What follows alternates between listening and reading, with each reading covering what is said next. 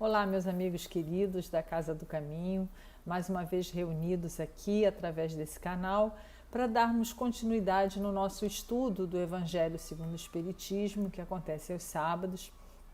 E é com muita alegria que a gente pede a permissão desse nosso querido Dr. Herma e toda a sua equipe que sustenta, ampara e cuida de cada um de nós indistintamente, mas olhando o coração de cada um e atendendo às necessidades conforme a vontade do Pai. Que estejamos amparados, envolvidos e que possamos cumprir a nossa tarefa de hoje. Graças a Deus. Antes de começar o nosso estudo, vamos relembrar um pedido da direção da casa para que cada um que possa auxiliar com colaborações para o preparo, né, das cestas básicas, para a confecção das cestas básicas que aumentaram muito. Nós estamos atendendo mais pessoas e as pessoas que já estavam sendo atendidas estão com mais necessidades, então esse é um pedido, uma orientação não só da diretoria encarnada, como da direção desencarnada da casa, que pede que cada um de nós, dentro das nossas possibilidades, possa contribuir para que esse trabalho continue e que nós possamos levar de alguma forma um alimento, o conforto e o consolo a tantas famílias necessitadas nesse momento. Os contatos estão nas nossas redes sociais, nos nossos grupos, né, de WhatsApp, então quem tiver possibilidade que não se esqueça desse auxílio, que será sempre muito bem-vindo. E o estudo de hoje é o capítulo 21, Haverá Falsos Cristos e Falsos Profetas, do 1 ao 6. Então, a gente vai falar sobre conhece a árvore pelo fruto, missão dos profetas, prodígios dos falsos profetas e não creiais em todos os espíritos. É importante que a gente entenda um pouquinho do contexto do que era profeta entendido naquela época pelo povo judeu, né?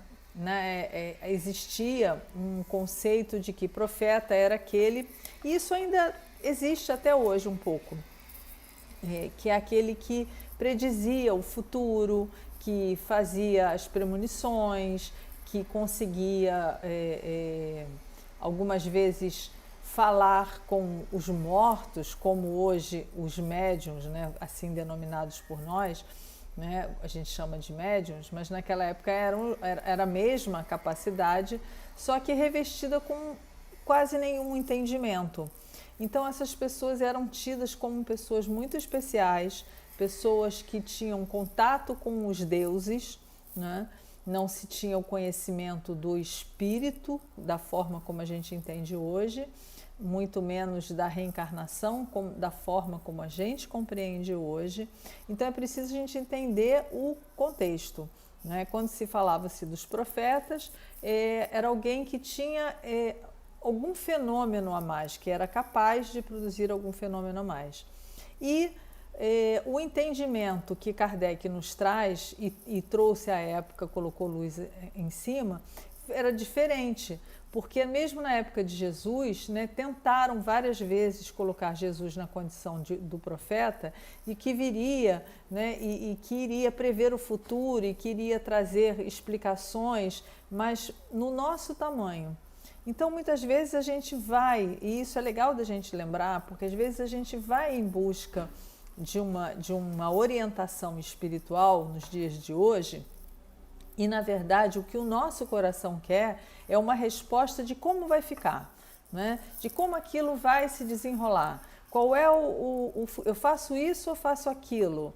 Me diz o que vai acontecer. Então, no fundo, aquilo que a gente traz já de muitos e muitos séculos, né, nos nossos corações, nada mais é do que um sentido do curioso. A gente quer um caminho mais fácil para a gente saber por onde a gente vai pegar.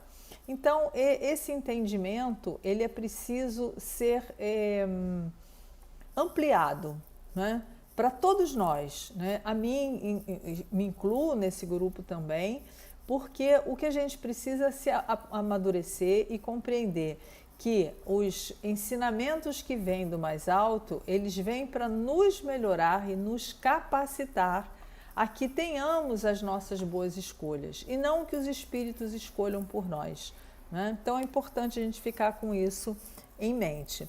Mas vamos entender aqui o ponto de vista que Kardec quis trazer sobre haverá os falsos cristos e os falsos profetas.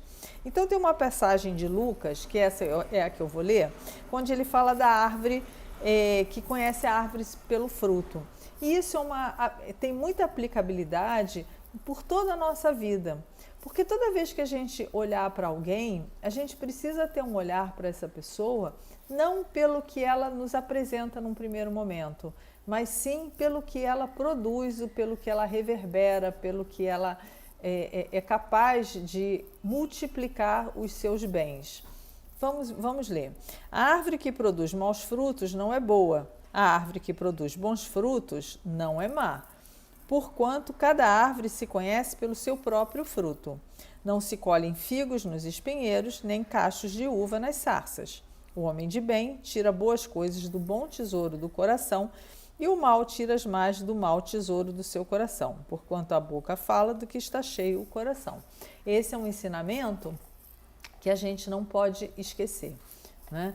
Então, toda vez que a gente observar uma pessoa, quando a gente começar a se relacionar, quando a gente começar a se admirar, né, com algum divulgador da nossa doutrina, ou mesmo de uma outra doutrina que não seja a doutrina espírita, mas que seja de outras denominações religiosas, mas que nos cause simpatia, vamos observar, sermos mais cautelosos e não ficarmos tão apegados somente à palavra, e sim à obra daquela pessoa. O que ela produz em torno dela, né? No silêncio ou na fala, quem ela arrasta, quais são os objetivos de vida, qual é o interesse naquela divulgação, né? Porque a gente precisa ter esse olhar, não é um olhar de julgamento, mas é um olhar de observação, para que a gente, de repente, não passe a fazer adorações desnecessárias, né?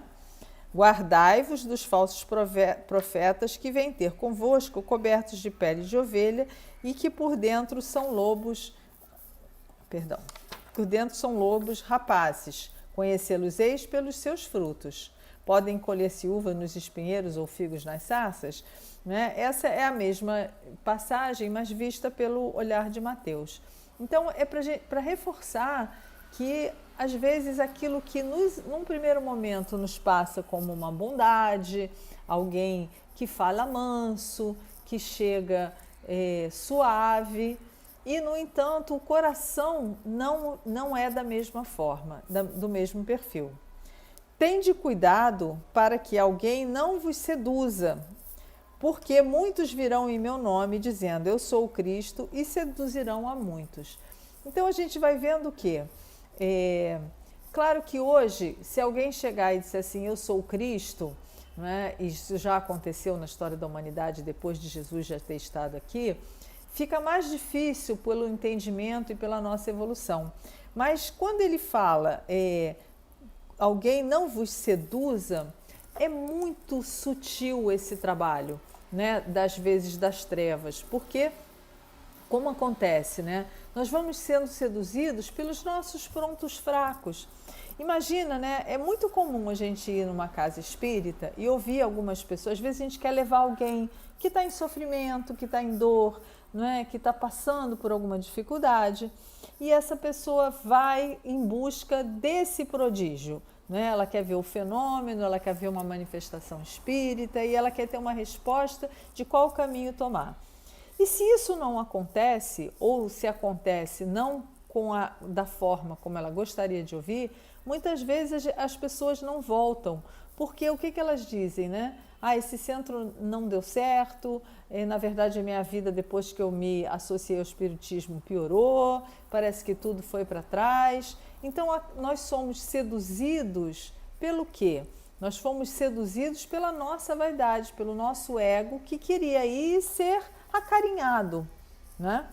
Então uma advertência que esse capítulo traz para nós, para que a gente se olhe, se conheça e perceba exatamente o que a gente está indo buscar. Porque a dor, ela nos impulsiona à busca da solução. É natural, não é? Se está doendo, seja na alma, seja no corpo físico, seja em qualquer outra situação, a gente vai em busca de ajuda. Senão, essa dor não faria nenhum sentido para nós. Deus não tem nenhuma intenção de nos castigar. Então, ela nos impulsiona. Só que, cuidado, quando nós formos buscar ajuda, para nós nos humildarmos realmente de saber receber exatamente aquilo que vem para nós. E, às vezes, o que vem para nós é um nada aos nossos olhos, num primeiro momento, né? A gente vai para um atendimento, recebe um passe e acha que não foi nada. E às vezes ali está sendo implantado a primeira semente de um tratamento muito profundo, severo, não é? E que vai necessitar da nossa disciplina de retornar e aceitar que aquilo é um processo, né? Então, se alguém vos disser, o Cristo está aqui ou está ali, não acrediteis absolutamente, porquanto falsos cristos e falsos profetas se levantarão, que farão grandes prodígios e coisas de espantar ao ponto de seduzirem, se possível, os próprios escolhidos. Ou seja, todos nós que não sabemos se somos escolhidos ou não fomos escolhidos, né, no sentido da gente ter a possibilidade da mediunidade mais ostensiva ou não, né? Porque o escolhido não é porque ele é o preferido, ele é escolhido porque ele é necessitado e precisa passar por aquela experiência. Então, até mesmo esses, né, que recebem espíritos que disponibilizam o seu maquinário corporal para fazer a transmissão, esses com maior atenção deverão ter o cuidado de que espíritos estão se aproximando. E isso vai depender da conduta moral do médium para que ele possa receber espíritos de alta envergadura, né? Então, seguido dessa advertência nesse capítulo, Kardec traz o que é a missão dos profetas, no sentido do profeta do qual o Kardec estava efetivamente querendo falar, não desse adivinha, né? Disse de todo enviado de Deus com a missão de instruir os homens e lhes revelar as coisas ocultas e os mistérios da vida espiritual. Simples assim. Então, todo aquele, né, que traz consigo essa missão, né, da divulgação, da instrução, do esclarecimento, do entendimento, da comunicabilidade do espírito, da explicação do que acontece no mundo espiritual, né? A gente tem, óbvio, centenas de exemplos maravilhosos a seguir, né? O Chico Xavier, Dr. Bezerra de Menezes, Eurípides e tantos outros, Divaldo, Al Teixeira, Haroldo Dutra Dias, enfim, nós temos vários, de Dona Ivone do Amaral Pereira, né? Pessoas que você vai olhando e vai verificando que tem uma conduta reta durante toda a vida. Mas se também nós formos olhar, né, ontem foi dia de celebrar 95 anos do desencarne de Leon Denis, e o traço de vida do Leon Denis era a retidão, porque ele era um espírita 24 horas por dia, não só quando ele estava nas reuniões que ele promovia ou nas palestras que ele proferia. Ele tinha uma conduta espiritual.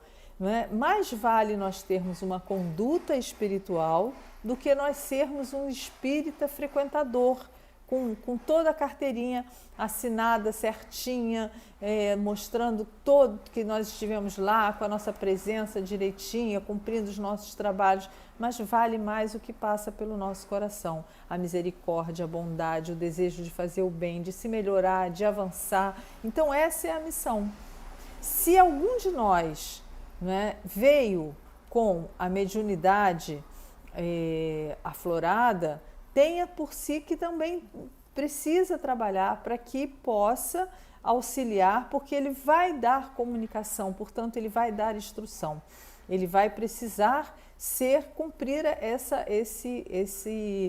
essa missão que lhe foi dada, nessa tarefa que está ali nas suas mãos para ser cumprida.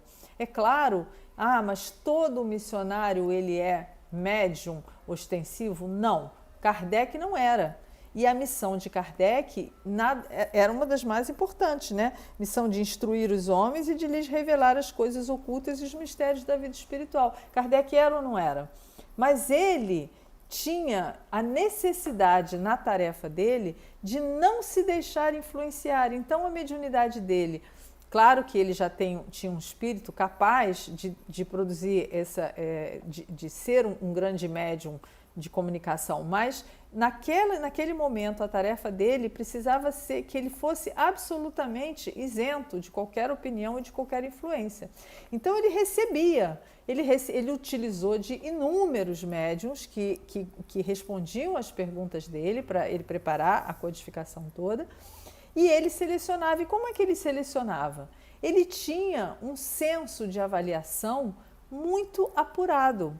Claro que orientado, amparado pelo objetivo dele, amparado pelos espíritos do bem, mas ele se manteve determinado na tarefa, então ele recebeu essa ajuda. Então se imagina que ele recebia cartas sobre o mesmo assunto de vários lugares, então ele analisava se aquela pessoa tinha uma linguagem amorosa, se tinha uma linguagem justa, se tinha uma linguagem ponderada, se tinha uma linguagem erudita ou se só queria rebuscar a forma daquele ensinamento. Então ali ele tinha que fazer o tempo inteiro essa balança, o tempo inteiro eu imagino que Kardec era desafiado para saber se o que ele iria colocar ali realmente estava de acordo e era a verdade, né? E Cristo profetiza para nós e diz: quem foi que te bateu? Né? Cristo, Jesus, quando esteve aqui entre nós, ele também foi chamado a dar esse testemunho. Mas Jesus, né, entretanto, deu-se o caso de haver profetas que tiveram a presciência do futuro, quer por intuição, quer por providencial revelação, a fim de transmitirem avisos aos homens. Ou seja, não é a questão de você só fazer o fenômeno. E Cristo calou-se nesse momento, porque ele não veio com essa intenção, ele veio trazer a verdade. E o silêncio naquele momento foi a maior instrução que Jesus trouxe.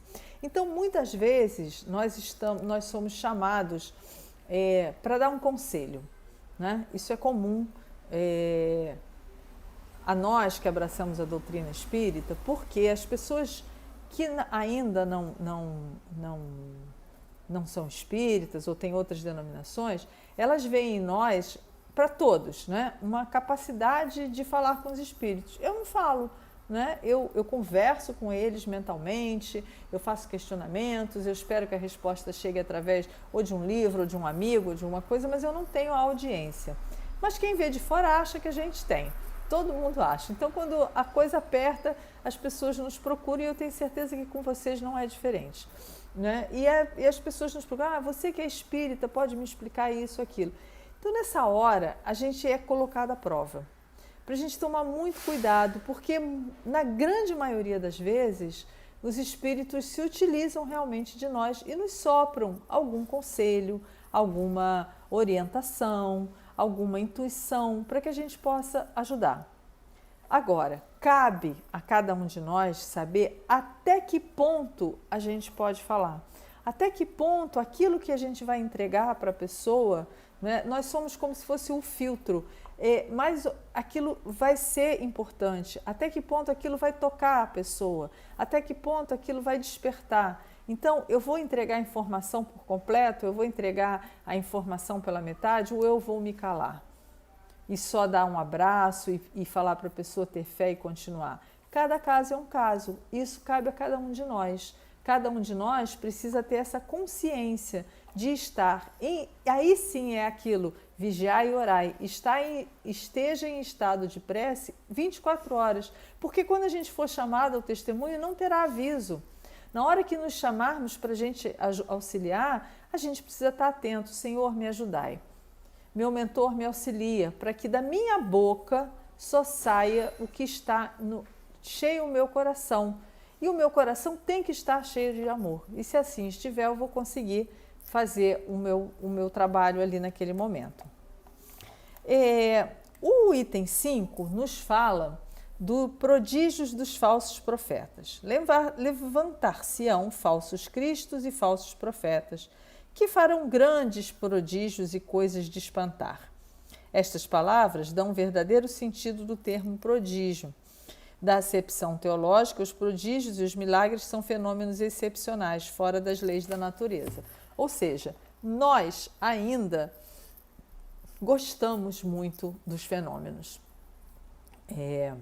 É muito mais comum nós vermos casas espíritas cheias, aonde existe o fenômeno da manifestação mediúnica, do que nas casas aonde não existe. E por que isso? Porque é a diferença entre a porta larga e a porta estreita, né? Para nós é mais fácil a gente ouvir o que a gente tem que fazer, ainda que a gente não faça, do que a gente tomar as nossas próprias decisões, fazer o autoconhecimento, uma autoavaliação, um esforço para nós nos modificarmos e melhorarmos o que está à nossa volta. Vejam que é sempre um esforço nosso, sempre é uma participação nossa. Então, o que acontece? Fenômenos fazem parte do mundo, fazem parte do universo. Os fenômenos existem. E eles só são fenômenos enquanto não existe o conhecimento sobre aquilo. Jesus falou para nós: vós fareis o que eu faço e muito mais. E hoje, a gente, através da ciência, que ainda, embora ela esteja bem avançada, ela ainda não sabe de todas as coisas. Mas nós já conseguimos compreender o fenômeno da materialização, a gente já consegue o fenômeno da cura pela questão do conhecimento do fluido, a transmissão do passe. Então, tudo o que era um fenômeno, hoje já não é mais para nós, né? Até a própria mediunidade, a psicofonia, a psicografia, tudo isso já está sendo estudado pela ciência. Então, nós já conseguimos entender isso não mais como um fenômeno, e sim como um conhecimento que a gente precisa melhorar. Portanto, vamos lá, aqui. Em todos os tempos, homens houve que exploraram em proveito de suas ambições, dos seus interesses e do seu anseio de dominação, certos conhecimentos que possuíam a fim de alcançarem o prestígio e um pseudo-poder sobre-humano ou de uma pretendida missão divina. São esses os falsos cristos e os falsos profetas. Ou seja, ainda que a gente já saiba hoje em dia que é absolutamente errado nós cobrarmos por qualquer serviço, por qualquer atendimento, até porque não é serviço, qualquer trabalho no bem, ainda assim a gente vê. A gente anda pela rua, os postes, os cartazes estão repletos de soluções milagrosas, onde são prometidos casamentos, o retorno de pessoas ao seio familiar, fortuna em pouco tempo. E por incrível que pareça, se existe esse tipo de oferecimento de serviços em troca de dinheiro, é porque existe quem pague, né? Não é uma crítica, porque, na verdade, talvez muitos de nós já tenhamos passado por esse estágio, já tenhamos tido a curiosidade, já tenhamos ido em busca desse conhecimento ou dessas respostas, e a gente vai percebendo o que é muito claro. Se essas pessoas que comercializam, né, a própria mediunidade desequilibrada, porque é uma mediunidade desequilibrada, elas não dão solução nas suas próprias vidas, porque se tivesse elas não precisariam mais trabalhar, o que a gente pode observar sobre isso? Que é a árvore que não dá bons frutos. Então, qual é a busca dessas pessoas? Existe sempre uma busca de poder, de dominação sobre as massas mais carentes, as massas com menos informação, aonde a cultura não conseguiu acessar, a educação não foi possível, né? Então, não é que a gente tenha que sair combatendo, mas a gente não pode alimentar e tomar muito cuidado em todas as instituições que nós formos, em todos os lugares onde nós estivermos. Nada pode ser dado em troca por qualquer benefício no bem que nós façamos. Absolutamente nada. Esse é um grande equívoco e um grande atraso na nossa história se a gente ceder a esse tipo de tentação, digamos assim, né? De oferecimento que muitas vezes, não vou te dar dinheiro, mas eu te dou em alimento, eu te dou em um presente. Não aceitemos, porque como diz o nosso querido Dr. Herman, sempre, quando a gente está com ele e a gente agradece a ele, ele repete terminantemente: não agradeça a mim, agradeça a Jesus, porque o trabalho é de Jesus. Todo o trabalho do bem é de Jesus. Então, que tenhamos isso em mente, que agradeçamos sempre ao Mestre, que foi ele que nos ensinou tudo. E por último, no nosso estudo de hoje, não creiais em todos os espíritos. Bom, aí agora vem uma questão um pouco mais profunda, que para nós fica mais difícil. Vejam que o capítulo ele vai aprofundando um pouquinho mais, né? Então, por que espírito nós precisamos crer? É só a gente parar e pensar assim: o que nós somos, né? Aí tem a ver muito com o que a gente entende de nós sermos ou não. Nós somos o quê? Nós não somos isso que vocês estão vendo ou que nós vemos no espelho. Nós somos espíritos. Estamos na condição de encarnados. Então, o que nós somos hoje é o que nós seremos se nós desencarnarmos amanhã, ou agora, ou imediatamente, ou daqui a pouco.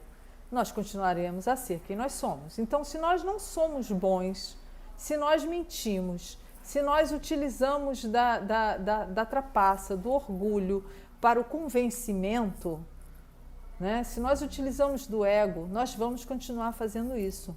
E na condição de espírito, pode ser que nós venhamos a nos manifestar através de um outro ser, um médium encarnado, e vamos dar que tipo de comunicação, né? Então, daí a preocupação de Kardec em trazer, né, aqui no Evangelho essa orientação. E aí é uma passagem de João: meus bem-amados, não creiais em qualquer espírito, experimentai se os espíritos são de Deus, porquanto muitos falsos profetas se têm levantado no mundo.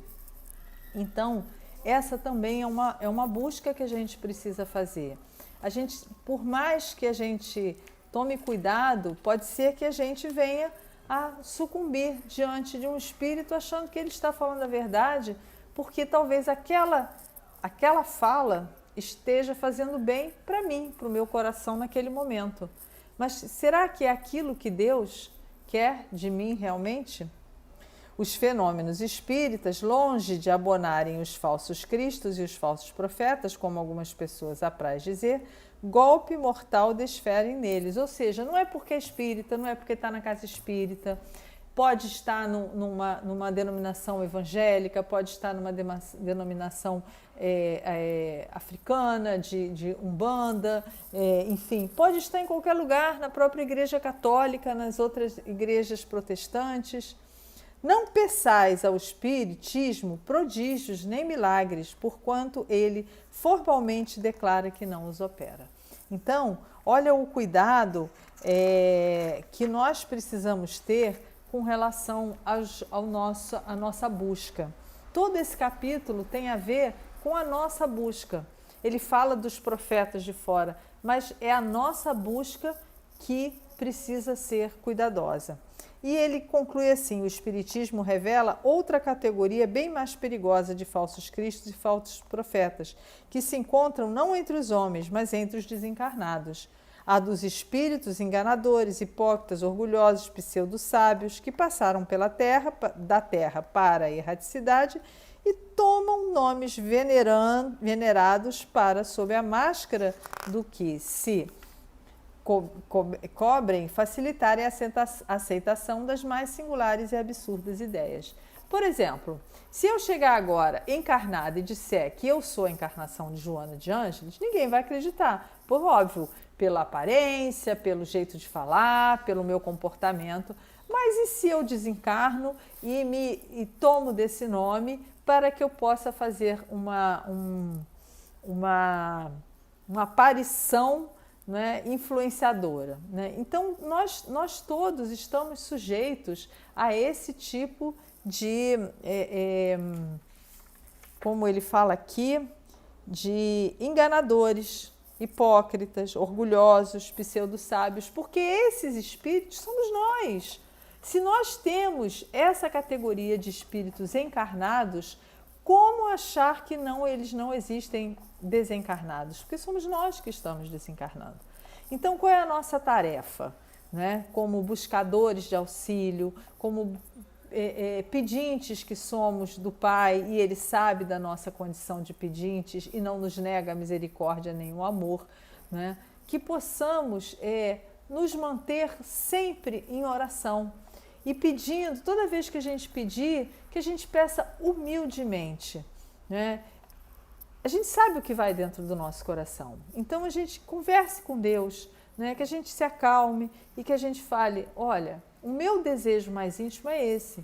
Eu não sei se ele é certo, se ele é errado, se ele é mundano, se ele é espiritual, se ele é elevado ou se ele ainda transita nas faixas baixas. Mas eu queria uma luz, eu preciso de uma luz, de uma orientação. Que seja uma orientação limpa e clara. Senhor, me auxilia. Não é? Então, assim, é um caminho para que a gente não possa cair nessas armadilhas. Kardec, nesse capítulo, continua depois nas instruções dos espíritos, os falsos profetas, caracteres do verdadeiro profeta, os falsos profetas e a erraticidade. Ele é um capítulo bem detalhado, né, que irá continuar no nosso estudo, mas que a gente fique atento, porque ele não é só uma instrução para ficar lá, não. É para o nosso dia a dia e para todas as vezes que a gente for orar. Se a gente lê esse capítulo todas as vezes que a gente for orar, a gente lê um pedacinho dele antes, a gente já vai conseguir orar diferente. Que o nosso Pai maior, que Jesus, nosso Mestre, e todos os nossos amigos espirituais incansáveis em nos auxiliar, possam conduzir os nossos pensamentos, nossas almas e o nosso coração no caminho do bem. Fiquem todos com Deus, muita gratidão a Jesus e à equipe que nos orienta. Graças a Deus.